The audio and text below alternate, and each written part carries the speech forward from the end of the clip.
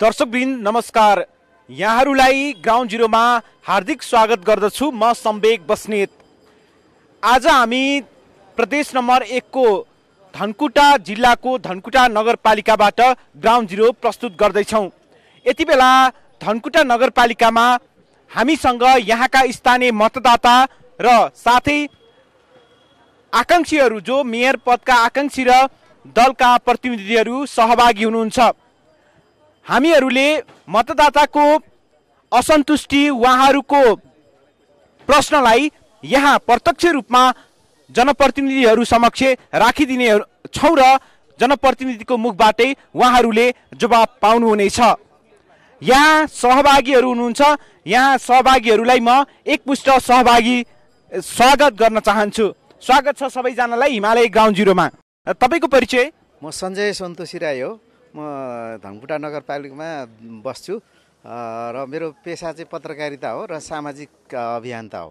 म अहिले उम्मेदवारहरूको कुराहरू सुने, पार्टीका प्रतिनिधिबाट सुने, तर यो स्थानीय सरकार जुन 5 वर्ष चलाए, त्यो स्थानीय सरकारले पनि संविधान पढेको लागेन। हामीले चाहिँ यो नेपालमा चाहिँ पञ्चायतको जो ब्यानर फेल्यौँ, प्रजातन्त्र भनेर ल्यायौँ, अनि त्यो संस्कार पञ्चायतकै संस्कार रह्यो। अनि प्रजातन्त्रले भएन, अब लोकतन्त्र गणतन्त्र ल्याउनुपर्छ भन्यौँ, फेरि आन्दोलन गऱ्यौँ, लोकतान्त्रिक गणतन्त्र नेपाल स्थापना गऱ्यौँ। तर उस्तै क्या त्यो अहिले यहाँ कुरा सुन्दाखेरि बाटो, बिजुली, यस्तै शिक्षा स्वास्थ्यका केही कुराहरूमै यो अहिलेको सरकारहरू अम्लियो। तर त्यो संविधानको मर्म भावना अनुसार चाहिँ यो स्थानीय सरकार पनि चलेन र प्रतिपक्ष जो बसेका थिए उहाँहरूले पनि त्यो कुरामा कुरा उठाउनु भएन। खालि यो सरकार, यो पार्टीको सरकारले बिजुली पुर्याएन, बाटो पुर्याएन, यस्तो के अभाव मात्रै भन्नु। तपाईँको यो प्रश्न भन्दा पनि सुझाव भयो होइन? तपाईँलाई लागेको कुरा भयो, ठ्याक्कै प्रश्न भन्न खोजिरहेछ भने संविधानमा चाहिँ के भने हाम्रो लोकतान्त्रिक गणतन्त्र नेपालको सरकार संविधानमा चाहिँ के भने अब यो स्वायत्त क्षेत्र, सङ्गठित क्षेत्र, विशेष क्षेत्र घोषणा गर्नुपर्ने छ। तर त्यता यो स्थानीय सरकार पनि पुगेन। किन पुगेन भने स्थानीय सरकार जो चलाए उनीहरूको लागि यो प्रश्न, र प्रतिपक्षमा बस्ने दलका साथीहरूलाई पनि के भने त्यो कुरामा संविधानको भावना मर्म अनुसार त्यो भएको कुराहरू चाहिँ किन त्यसमा लागू गराउन उहाँहरूले पहल गर्नु भएन। सर, उहाँको प्रश्न बुझ्नुभयो तपाईँले। विकास निर्माणका मात्रै प्राथमिकता पायो, नागरिकहरूले पाउने अधिकारको विषयमा चाहिँ ख्यालै गरिएन भन्ने छ तपाईँले। किन भन्दा तपाईँ आफै भन्नुभयो यो धनकुटामा नेकपा एमाले चाहिँ वर्षौँदेखि शासन गरिरहेको ठाउँ हो होइन? स्थानीय तहमा पनि मेयर साहब तपाईँकै पार्टीबाट हुनुहुन्छ। के काम गर्नुभयो, उहाँहरूको गुनासो चाहिँ यसमा छ? ठिक छ, दाइको क्वेसन मैले बुझेँ। मेरो त आदरणीय गुरु पनि हो उहाँ। पहिलो कुरा चाहिँ राज्यको पुनर्संरचनाको कुरा हो। पहिलोपल्ट राज्यको पुनर्संरचना भयो। हामी के भने के अरे 3 तहको सरकार चलाउने कुरामा कर्मचारी व्यवस्थापन गर्ने 3 वर्ष लाग्यो। कर्मचारीको व्यवस्थापन अहिले पनि राम्रो भइसकेको छैन, किनभने पुरानै ढाँचा, पुरानै ढर्राबाट चलेको कर्मचारी तन्त्रलाई यो राज्यको पुनर्संरचना अनुसार चलाउन निकै गाह्रो थियो। 2-3 वर्ष त्यसैमा लाग्यो। अहिले यो पहिलोपल्ट स्थानीय तहको निर्वाचन, पहिलोपल्ट प्रदेशको निर्वाचन, पहिलोपल्ट सङ्घको निर्वाचन भएको हुँदा यो 3टा सरकारलाई व्यवस्थापन गर्नै बित्यो समय त। अनि अरू जनताको, अरू दाइले भने जस्तो अब विकासका कुराहरू पनि जनताले पहिलो कुरा चाहिँ जे देखेको छ आँखाले त्यो माग्छ।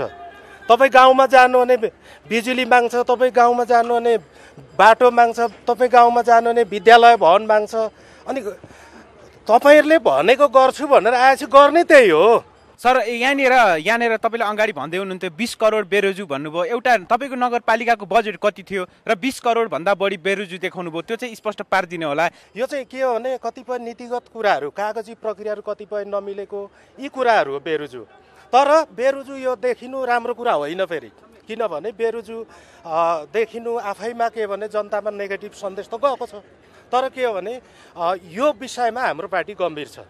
अब जितेर जाँदा हामीले राखेर कुराकानी गरेको छौँ हाम्रो उम्मेदवारहरूलाई, आगामी दिनमा यो विषयमा तपाईँहरू गम्भीर हुनुपर्छ भनेर हाम्रो पार्टीले निर्देशन गरेको छ। हस्, यही प्रश्न उहाँ नागरिकको प्रश्न सहित उहाँले भन्नुभएको थियो संविधानमा धेरै कुराहरू लेखिएको छ होइन? ती संविधानमा लेखिएका कुराहरूमध्ये कतिपय स्थानीय तहहरूले पनि पुरा गर्नुपर्ने हुन्छ, जस्तो अब समानताको होला, त्यहाँ समावेशिताको कुरा होला, अरू कुराहरू होलान् होइन। ती कुराहरू चाहिँ त्यतापट्टि चाहिँ ध्यान दिनु भएन। खालि विकास भनेको चाहिँ बाटो र पुल बिजुली बत्ती मात्रै भन्ने कुरा भयो। यो चाहिँ पञ्चायतदेखि नै यस्तै छ, विकास भनेकै त्यही मात्र छ। नागरिकले अनुभूति गर्ने गरी प्रत्यक्ष रूपमा चाहिँ विकास भएको चाहिँ छैन यहाँनिर। त प्रतिपक्षले पनि यसमा भूमिका खेलेन भन्ने चाहिँ उहाँको गुनासो थियो। तपाईँहरूले प्रतिपक्षमा भए पनि रचनात्मक भूमिका त खबरदारी त गर्न सक्नुहुन्थ्यो होला नि त सर। अब मैले पहिला त कुरो के भने भन्दाखेरि संविधान निर्माण गर्ने अगुवाई नेपाली कङ्ग्रेसको अगुवाईमा भएको हो है। संविधान जसले बनाउँछ संविधानको भावना मर्म उसले बुझ्छ, यो पहिलो कुरो जान्ने कुरो। यहाँ समस्या कहाँ आइपुग्यो भन्दाखेरि संविधान बनाउनेलाई कार्यान्वयन गर्न दिएन होइन। भावना मर्म त त्यहाँबाट चाहिँ के अरे खुस्क्यो। हेर्नुहोस्, आज पनि नागरिकको मौलिक हकको हामी कुरा गरिरहेका छौँ, अरूले त कुरा गरेका छैन, कङ्ग्रेसले कुरा गरिरहेको छ यो कुरा। आज हामीले नागरिकहरूलाई स्वायत्तता दिने, अधिकार दिने, विकेन्द्रीकरणको कुराहरू आज चाहिँ स्थानीय सरकार बन्यो। हेर्नुहोस्, यहाँ थुप्रैले अलमल गर्ने कुरा गर्थे। हेर्नुहोस्, यो निर्वाचन हुने विषयमा सिधा आन्सर दिनु होला सर होइन। अध्यावधिक निर्वाचन त हामीले अनिवार्य भन्यौँ। यो अध्यावधिक निर्वाचन भनेको के हो भन्दाखेरि संविधान कार्यान्वयन हो, यो बुझ्नु जरुरी छ। र संविधान कार्यान्वयन हुँदै गर्दाखेरि तपाईँको आज कसैको टाउको दुखाउनु पर्ने जरुरी छैन। हामीले चुनाव गरेर त देखायौँ, अब प्रदेशको पनि गराउँछौँ हामी, हाम्रै काँधमा छ त्यो होइन। र नागरिकहरूको जुन चाहिँ विषयहरू छ, उहाँहरूले जुन प्रतिपक्षको रचनात्मक भूमिका हो, रचनात्मक भूमिका हामीले गरिरहेछौँ, सदनमा दिइरहेछौँ त। अब स्थानीय तहमा प्रतिपक्षको परिकल्पना गरिएको छैन, त्यसै हुनाले यो सबैले उठाउने विषय हो। र अर्को कुरा के हो भन्दाखेरि हामीले स्थानीय सरकारले गरेका कामहरू, राम्रा कामहरूको प्रचारै गर्छौँ, तर राम्रै कामै गर्नु भएन। यसमा त हाम्रो गल्ती भएन नि। तपाईँको परिचय सहित तपाईँले कसलाई के प्रश्न राख्न खोज्नु भएको? सुरुमा तपाईँको परिचय। नमस्ते, म युवराज दर्नाल, जिल्ला कफी व्यवसाय सङ्घको अध्यक्ष। मैले चाहिँ यहाँ उम्मेदवारहरूलाई यो मेरो प्रश्न के छ भनेदेखि संविधानले तपाईँको समाजवाद उन्मुख राज्य हुनेछ भनेर संविधानमै व्यवस्था गरिएको छ। संविधानमा त्यो व्यवस्थाको प्रारम्भिक चरण भनेको स्थानीय तह हो। स्थानीय तहमै हामीले के काम गर्छौँ त्यो कामले नै हामी समाजवाद उन्मुख हुन्छौँ हुँदैनौँ भन्ने कुरा त्यसले नै निर्धारण गर्छ। त्यसले गर्दाखेरि म चाहिँ मेरो विषयवस्तु के हो भनेदेखि तपाईँहरूले चाहिँ बाटो, पुल, सडक आदि इत्यादिको कुराहरू मात्रै गर्नुहुन्छ, त्यो भनेको एउटा चाहिँ विकासको कुरा भयो। तर धनकुटा नगरपालिकामा तपाईँको आफ्नो आम्दानी बढाउनका लागि तपाईँहरूले के योजना बनाउनुहुन्छ? नाम सूर्यबहादुर आठपरे, म किसान, म पनि किसानै हो। मेरो प्रश्न चाहिँ के छ भने यहाँ अघि पनि हाम्रो चाहिँ उम्मेदवार साथीहरूले भन्नुभयो हामी चाहिँ फ्रिजहरू के अरे कोल्ड स्टोरहरू बनाउँछौँ, सङ्कलन केन्द्रहरू बनाउँछौँ, तर उत्पादन गर्ने कुरा चाहिँ ल्याउनु भएन। र गुणस्तर कसरी ल्याउने, बिउ बिजन कस्तो दिने किसानहरूलाई, किसानहरूले चाहिँ कसरी चाहिँ बिउ बिजनले चाहिँ उनीहरू आत्मनिर्भर हुन्छन्, उनीहरू चाहिँ यसबाट चाहिँ उनीहरूको चाहिँ जीवन स्तर उछिन्छ अथवा स्तर उन्नति हुन्छ किसानको भन्ने कुरा चाहिँ उहाँहरूले ल्याउनु भएन।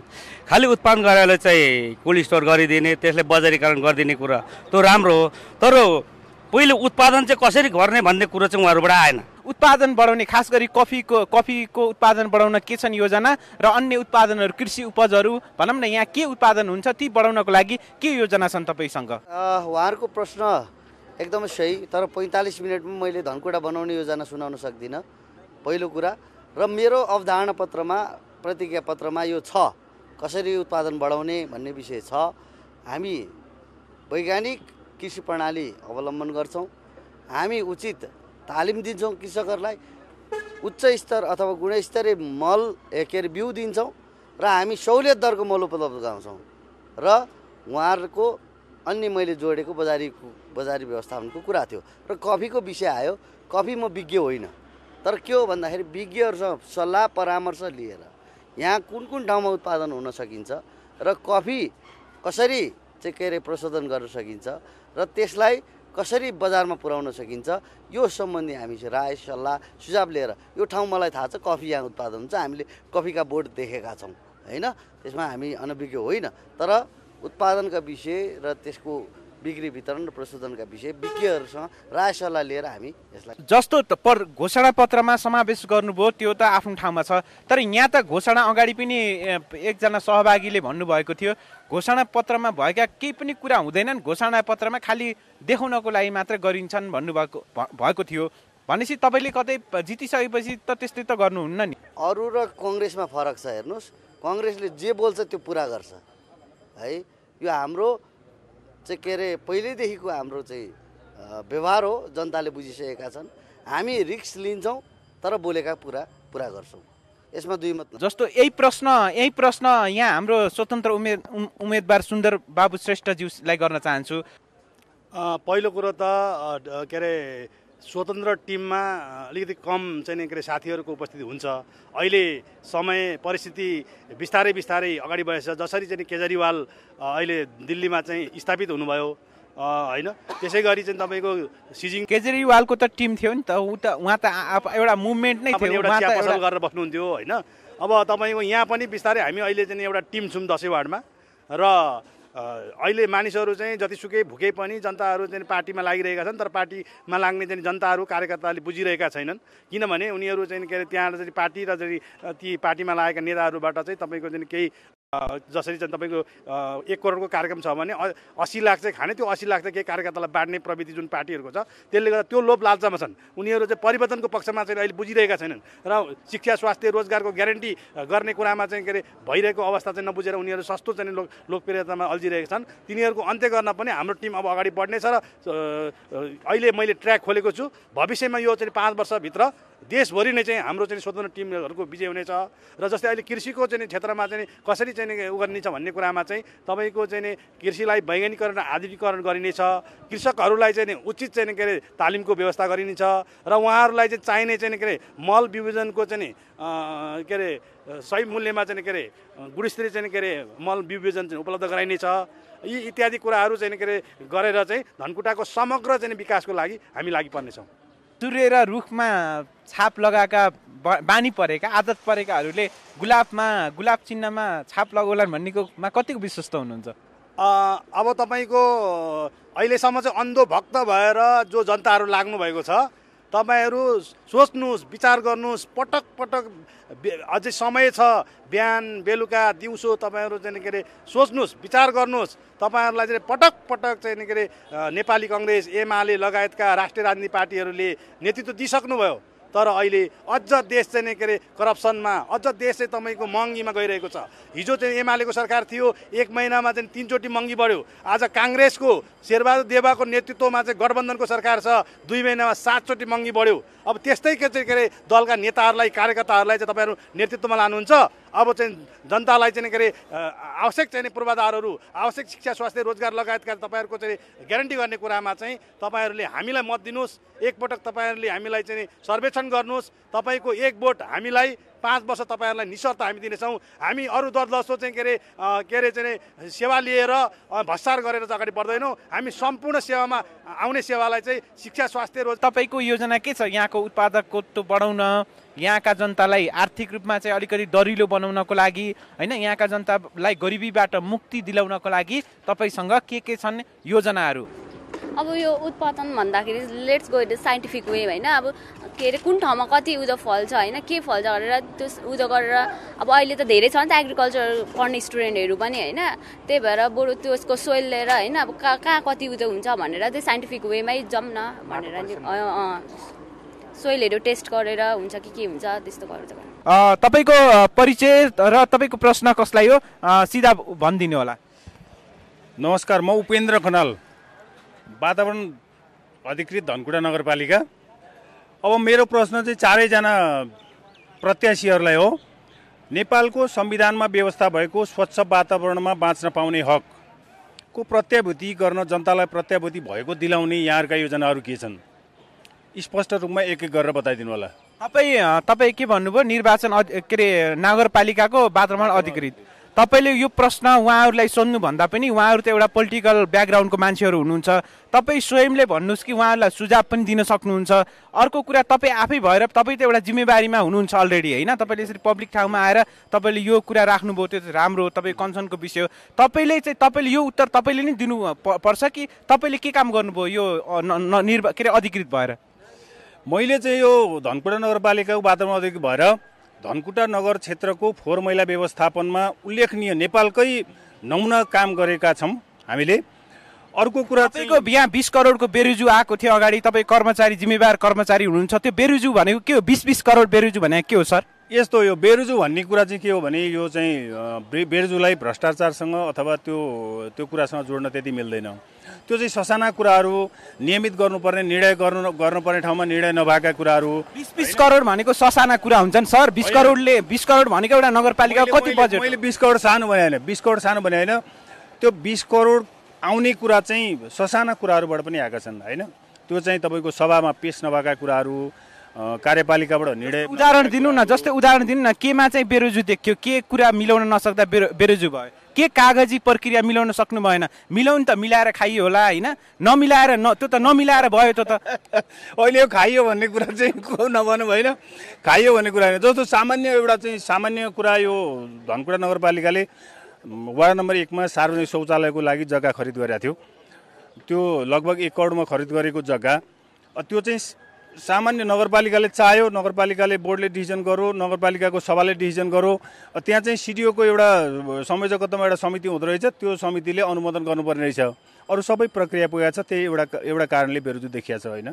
त्यस्ता सानातिना कुराहरू भन्नुपर्छ। त्यो पैसामा सानोतिनो कुरा भन्न, मैले पैसा 20 करोड भने थुप्रै कुरा हो। हस्, धन्यवाद। तपाईँ जिम्मेवार पदमा भएको भएर मात्रै मैले तपाईँलाई प्रश्न गरेको, तपाईँको जिज्ञासा त्यही पनि म राखिदिन्छु। म मनोज कुमार राई, म निर्माण व्यवसाय महासचिव पनि हो। म एउटा व्यवसायको नाताले हाम्रो 14 सालदेखि जुन स्थानीय चुनावमा जित्दै आएका क्लिनसिप धनकुटामा गरेर आएका नेकपा एमालेका यहाँ प्रतिनिधिज्यू गर्नुभएको छ, उहाँलाई प्रश्न गर्छु। हिजोको दिनमा जुन धनकुटामा व्यवसायको विषयमा युवाहरूलाई रोजगारको विषयमा कुराहरू गर्नुभएको छ, जुन युवाहरूदेखि लिएर व्यवसाय रोजगारहरू कृषिको कुराहरू भयो, तपाईँहरूले अघि तपाईँको अन्तर्वार्ता सुन्दै गर्दाखेरि चाहिँ मलाई कस्तो लाग्यो भने यो 1% पनि तपाईँहरूले गर्नु भएको छैन। आज तपाईँहरूले 10 करोडको च्यादर बाँड्नुभयो, तर मैले आरसिसी घर जुन एमालेको समर्थक आरसिसी घर भएकोहरूमा च्यादरहरू मैले त्यहाँ टल्किरहेको देखेको छु। तर तपाईँहरू, म सबैलाई अहिले मेयरको प्रतिनिधिहरूलाई भन्नुहुन्छ, आठपेर राईको विषयमा खुब मुद्दा उठाउनुहुन्छ तपाईँहरू चाहिँ, उहाँहरूको विषयमा चाहिँ जीवन स्तरको विषयमा चाहिँ कुरा उठाइराख्नु भएको छ। तर आठपेर राई साँच्ची नै जीवन स्तरको लागि अहिले कहाँ छ? उहाँहरू भूमिमा कहाँ छ? उहाँहरूको जीवन स्तर साँच्चै नै भोलिको दिनमा उहाँहरू सुकुम्बासी भएर चाहिँ भूमिहीन भएर चाहिँ बस्नु बाध्यता छ। यो विषयमा मैले बारम्बार चिन्तन तामाङ मेयरसँग पनि कुरा गरेको छु। तर तपाईँहरूले यो आठपेर राईको विषय उठाइराख्दाखेरि म तपाईँहरूलाई चाहिँ प्रश्न सोध्छु, तपाईँहरूले आठपेर राईको विषयमा त्यो सङ्ग्रहालय बनाउँदाखेरि चाहिँ आठपेर राईको चाहिँ जीवन स्तर उठ्छ? यहाँ सान्ताङतिर हेर्नुहोस् र आठपेरे बासिन्दा आठपेरेको जुन बसोबास गर्ने ठाउँतिर हेर्नुहोस्, 1 रोपनी पनि जग्गा चाहिँ उहाँहरूको नाममा छैन अहिले। उहाँहरू त्यही कारणले त्यो जग्गाहरू उहाँहरू भूमिहीन भइसक्नु भएको छ। तर यो धनकुटा भनेको आठपेरे राईहरूको चाहिँ वासस्थान र चुनावको बेला चाहिँ तपाईँहरू आठपेरे राई भन्नुहुन्छ, तर आठपेरे राईको विषयमा अधिकारको विषयमा चाहिँ तपाईँहरूले 1% केही पनि गर्नु भएको छ। र मलाई आशा छ जे भयो अब गर्नुहुन्छ भन्ने आशा छ, र जसले गर्नुहुन्छ हामीलाई व्यवस्था लान्छ उहाँलाई आठपेरे राईको भोट पनि जान्छ र हाम्रो सबै धनकुटावासीको भोट जान्छ। कुनै पनि स्थानमा बसोबास नगरेको एकमात्र अल्पसङ्ख्यक आठपरिया जाति हो। आर्थिक रूपमा उहाँहरू सबैभन्दा आर्थिक रूपमा पनि गरिब हुनुहुन्छ। त्यही भएर हामीले यो 5 वर्षको अवधिमा सबभन्दा धेरै काम आठपरिया जातिहरूको उसमा भएको छ। म भूमि आयोगको अध्यक्ष पनि भएको मान्छे हो। अघि उहाँले भूमिहीनको कुरा गर्नुभयो। हामीले धनकुटा नगरपालिकामा जम्मा 1400 अव्यवस्थित बसोबासी, 214 जना सुकुम्बासीहरूको निवेदन सङ्कलन गरेका थियौँ। तर जब हामीले जमिन चाहिँ उहाँहरूलाई दिने भनेर काम सुरु गर्दा हाम्रो सरकार विघटन भयो र हामी विघटित भयौँ। त्यस कारणले हामीले दिन सकिएन। हामी प्रतिबद्धता व्यक्त गर्न चाहन्छौँ, यो मुलुकमा सबभन्दा धेरै सुकुम्बासीहरूलाई जमिन बाँड्ने पार्टी नेकपा एमाले हो। यो चोटि हामी यतिखेरसम्म त्यो आयोगमा रहेको भए हामी यतिखेर हरेक धनकुटेली सुकुम्बासीहरूले जमिन पाउनुहुन्थ्यो भने अव्यवस्थित बसोबासीहरूको जमिन उहाँहरूको आफ्नो नाममा हुन्थ्यो। यो काम हामी गर्थ्यौँ। र अर्को कुरा चाहिँ आठफरिया बस्तीहरूमा धनकुटा नगरपालिका अघि व्यावसायिक कृषि उत्पादनको कुरा चाहिँ भएन भन्ने कुरा गर्नुभयो। धनकुटा नगरपालिकालाई गोरुमुक्त नगरपालिका बनाउनुपर्छ भनेर हाम्रो पार्टीको स्थानीय सरकारले काम सुरु गर्यो। किन भन्दा गोरु पाल्न खर्चिलो हुन्छ, त्यसकारणले हरेक कृषकहरूलाई मिनी टिलर बाँड्ने काम भएको छ। त्यसले सस्तो पनि हुन्छ, काम छिटो पनि हुन्छ र उत्पादन पनि वृद्धि हुन्छ। यस्ता धेरै कामहरू यो स्थानीय सरकारले गरेको छ र आगामी दिनमा पनि यी कामहरूमा अगाडि बढ्नेछ। र धनकुटाको आठफरिया जातिहरूको सवाल हो, उहाँहरू यहाँको भूमिपुत्र हुँदाहुँदै पनि अघि उहाँ मनोजीले भने जस्तो जमिनविहीन हुने अवस्थामा पुग्नु भएको छ। यो विषयमा हाम्रो पार्टी संवेदनशील छ। हामीले जित्यौँ भने पहिलो र धेरै काम त्यही समुदायमा हुन्छ। धन्यवाद। जब अनुदान सरकारले दिन्छ तब त 5,000 2,000 भनेर चाहिँ बासिन्दामा पैसा उठाइन्छ। त्यो के हो? त्यो यो स्थानीय सरकारले उठाएको छ, त्यो के हो? र यहाँ आरसीसी घर हुनेलाई मेन कुरा त च्यादर भनेको चाहिँ खर फुसको छाना हटाउने भन्ने एजेन्डा हो। तर तपाईँहरूले म देखाइन्छु, तपाईँलाई प्रमाणसहित हेर्ने हो, तपाईँहरूलाई देखाइन्छु 20-30 वटा घरमा म देखाइन्छु आरसीसी घर भएकोमा तपाईँहरूले टिम किन वितरण गर्नुभयो? तपाईँले लेखेर दिनुहोस् को आरसीसी वाला। म तपाईँलाई अहिले लगेर देखाइन्छु, तपाईँको घर मुन्तिर नै छ, वरिपरि नै छ। अर्को कुरा तपाईँहरू कुरा हुनुहुन्छ जनतालाई भ्रम छर्ने काम नगर्नुहोस्, यथार्थ रूपमा काम गर्नुहोस्। सरकारबाट आएको अनुदानमा पार्टी चलाउनको लागि 20% 30% भन्ने कुराहरू चाहिँ यो चाहिँ कट गर्नुहोस्। पार्टी चलाउँछ भने स्वतन्त्र विचारले चलाउनुहोस्। तपाईँहरूलाई खबरदारी हो हाम्रो जनताको पनि। प्रशासनको नाताले होइन, एउटा पार्टीको नेताको नाताले बोल्दै हुन्छ, यो पनि मैले बुझेको छु। तर हामीले जति कर्कट पाता बाँडेको छौँ सबभन्दा धेरै आठफरिया जातिहरूमा गएको छ, सबभन्दा धेरै उहाँहरूले पाउनु भएको छ। त्यो अनियमितता भएको छ। यदि साँच्चै आरसीसीवालाहरूले पाएको छ भने त्यो छानबिन गर्नुपर्छ, मेरो कुरा। अर्को कुरा, हरेक विकासको काम जनताको साझेदारीमा गराउने दिगो हुन्छ। त्यही भएर मैले अघि पनि भने नि, हामीले हरेक विकास निर्माणको काम साझेदारीमा गरेको छौँ। कम्तीमा जनताको 20% भने आफ्नो लगानी भने त्यो विकासको माया हुन्छ भन्ने हाम्रो सोच हो। मेरो नाम बुद्धिकान्त घिमिरे हो। म सोझै चाहिँ हाम्रो यहाँले उम्मेदवारमा रहनुभएका स्वतन्त्र र प्रतिनिधि हुनुहुन्छ एमालेबाट। म ज्येष्ठ नागरिकमा सामान्य सामाजिक उसमा काम गर्छु। तर त्यसमा चाहिँ मलाई आफूलाई चित्त नबुझेको र संविधानमा लेखी अनुसारको काम नभएको कुरा चाहिँ नि म एउटा कुरा गर्न चाहन्छु। र उहाँहरूले घोषणापत्रमा निकाल्नु भएको होला। अघि हाम्रो नेपाली काङ्ग्रेसको उम्मेदवार ज्यूले चाहिँ भन्नुभयो थोरै ज्येष्ठ नागरिकले यसरी सम्हाल्छौँ भनेर, उहाँहरूको नि होला। तर योभन्दा अगाडि पनि थियो। पहिला के थियो, के गर्छौँ भन्नुभएको थियो ज्येष्ठ नागरिकको लागि, के गर्नु भएन यो सोझै भनिदिनु। 50% छुट यातायातमा, स्वास्थ्यमा चाहिँ 50% छुट, ज्येष्ठ नागरिकलाई चाहिँ स्वास्थ्य बिमा निःशुल्क, यी भनिएका थिए, केही पनि भएको छैन। यहाँ चाहिँ भएका छैनन्। भनेपछि धनकुटा नगरपालिकामा भएनन्। हस्, दिनेश राईजीलाई तपाईँको अब के गर्नुहुन्छ ज्येष्ठ नागरिकहरूलाई? उहाँको कुरा थियो, किनकि पहिला पनि प्रतिबद्धता थिए तर पुरा भएनन् भनेर भन्नुभएको छ। बिमाका कुरा, यातायातमा छुटका कुरा लगायतका औषधि उपचारका कुराहरू छन्। यसमा चाहिँ तपाईँको के छन् योजनाहरू? हाम्रो घोषणापत्रमै हामीले लेखेका छौँ, ज्येष्ठ नागरिकहरूलाई हामी नगर बस सञ्चालन गरेर निःशुल्क आवास जावतको व्यवस्था हामी मिलाउँछौँ। हामी ज्येष्ठ नागरिकलाई आधारभूत स्वास्थ्य निःशुल्क गर्छौँ र स्वास्थ्य बिमा पूर्ण निःशुल्क गर्छौँ। हामी ज्येष्ठ नागरिकहरूलाई प्रत्येक वार्डमा विश्रामालय बनाउँछौँ र जो सहाराविहीन ज्येष्ठ नागरिक हुनुहुन्छ उहाँहरूलाई चाहिँ हामी आश्रम, वृद्ध आश्रम चाहिँ सञ्चालन गरेर, ज्येष्ठ नागरिक आश्रम सञ्चालन गरेर उहाँहरूको खानपान, स्वास्थ्य, अन्य सम्पूर्णको हामी निःशुल्क व्यवस्था गराउँछौँ। पहिलो कुरो त उहाँहरूलाई म सम्मान पनि गर्न चाहन्छु र 10वटा वार्डमा चाहिँ ज्येष्ठ नागरिक चौतारी बनाइनेछ। यातायातमा उहाँहरूलाई ठुलो मार छ, उहाँहरूलाई पूर्ण रूपमा निःशुल्क गरिनेछ। स्वास्थ्यमा उहाँहरूलाई 50% छुट गरिनेछ। लगायत ज्येष्ठ नागरिकलाई चाहिने आवश्यक आधारभूत आवश्यकता परिपूर्ति गर्ने कुरामा हाम्रो जितले निश्चित गर्नेछ। उहाँहरूको चाहिँ भविष्यलाई सुनिश्चित गर्ने, उज्जवल गर्ने, जस्तै तीर्थयात्राको कुरा, अन्य चाहिँ क्षेत्रमा गएर चाहिँ अनुभव लिने कुराहरूमा पनि उहाँहरूलाई चाहिँ विशेष बजेटको व्यवस्था गरेर उहाँहरूको चाहिँ स्तर उन्नति गर्ने, उहाँलाई विशेष गरेर विभिन्न कार्यक्रमहरू राखेर चाहिँ हामी उहाँहरूलाई चाहिँ ऊर्जावान बनाउने कुरामा लाग्नेछौँ।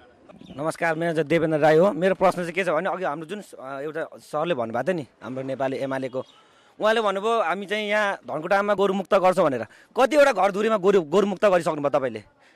तपाईँ रेकर्ड गर्नुपर्छ, त्यो चाहियो कि हामीलाई? खोइ के गर्नुपर्छ तपाईँहरूले? कति चाहिँ भ्रमर सिर्जना छाड्नुहुन्छ तपाईँहरू? यही तपाईँहरूको नेतृत्व? एउटा सोझा सिधा जनतालाई, आठवटा जनतालाई तपाईँले भ्रम पाएर तपाईँ अगाडि बढ्न चाहनुहुन्छ? अब जनता अबुझ छैनन्, अब धेरै बुझ भइसके।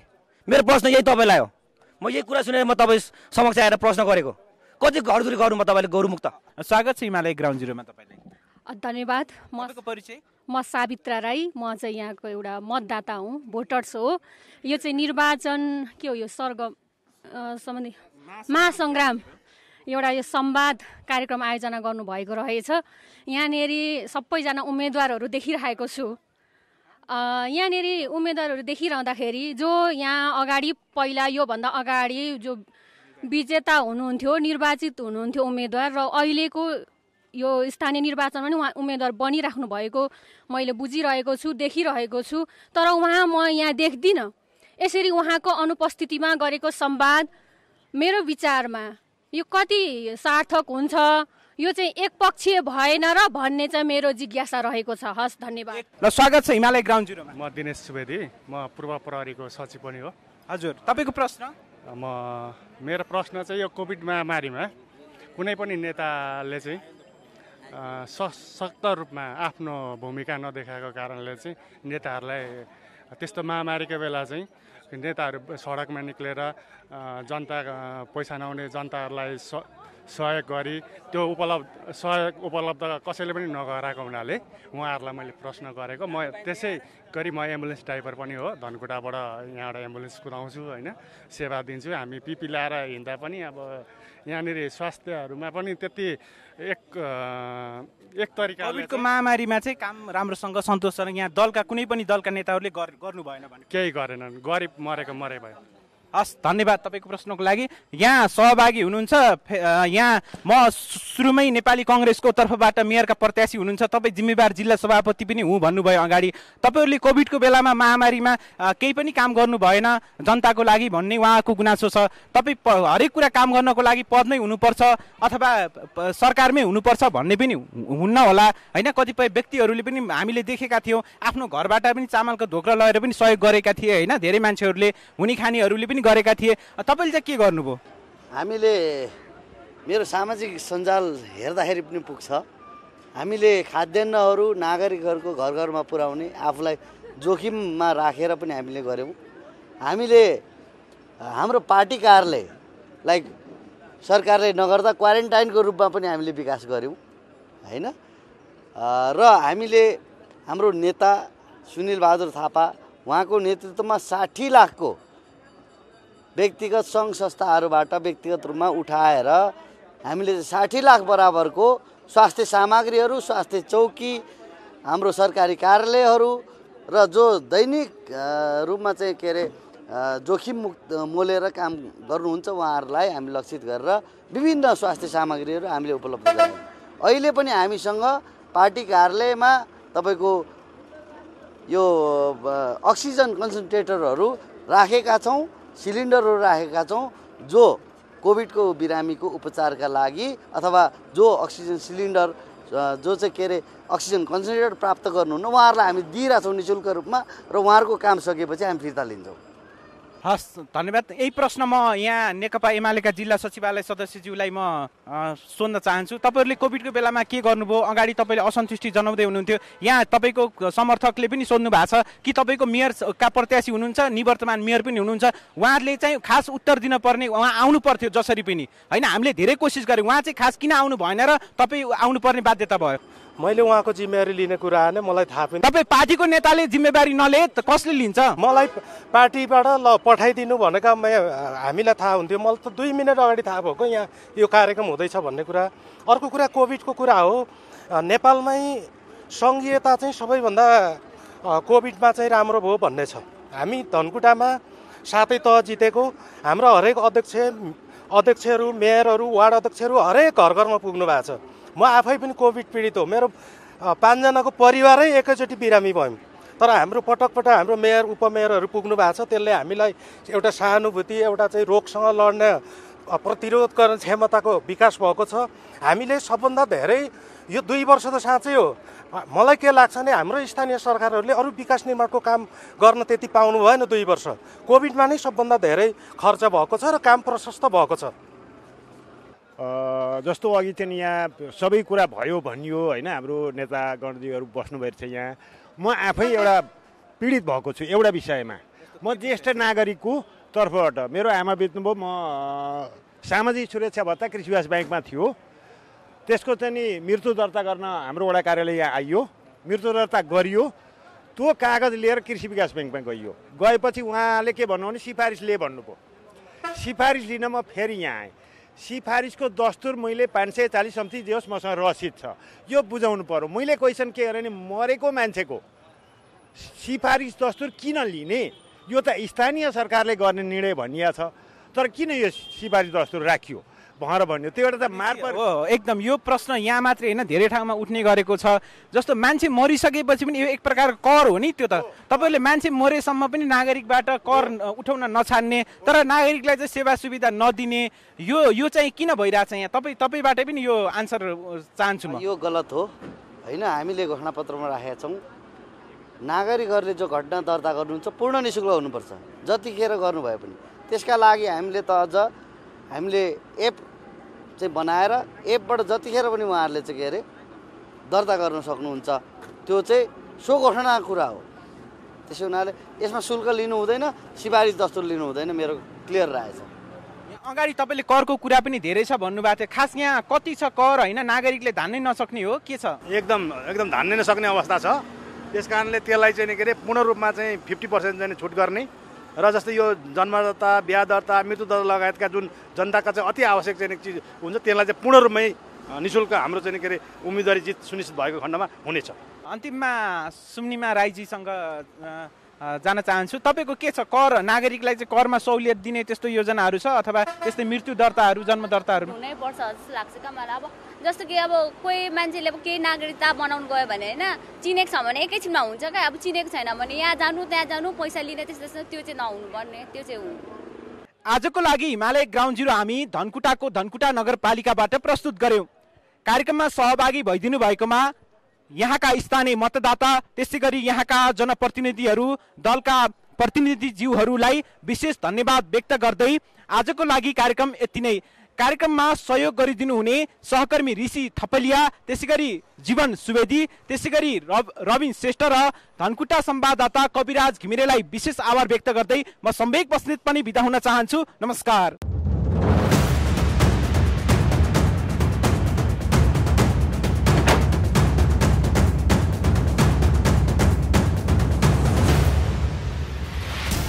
निर्वाचन महासंग्राम ग्राउन्ड जिरो, हिमालय टेलिभिजन तपाईकै ठाउँबाट तपाईकै आवाज बोल्दै ग्राउन्ड जिरो।